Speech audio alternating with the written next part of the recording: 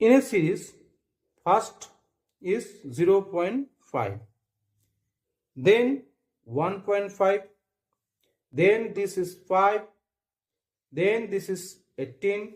So calculate the missing number of.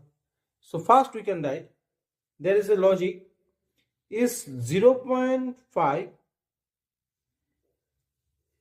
this is 0.5 first. So 0.5 into 1 plus 1, 0.5 into 1 and plus 1. So there is the 0.5 into 1 plus 1. So 0.5 plus 1. So this is the 1.5.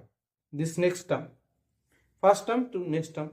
And this term, 1.5 into 1. Sorry, 2. So then plus 2. So 1.5 into 2, 3 plus 2. This is the 5. So get this 5. So logic, this first 1 plus 1, there is 2 into plus 2. So again, this is multiply. So 5 into 3 is 15 plus 3. So 5 into 3, 15 plus 3. So this is 18. So next time is 18. So next term, we can write, this is 18 into 4. This is 1 into plus 1, 2 into 2. So next term, and there is the 3 into 3.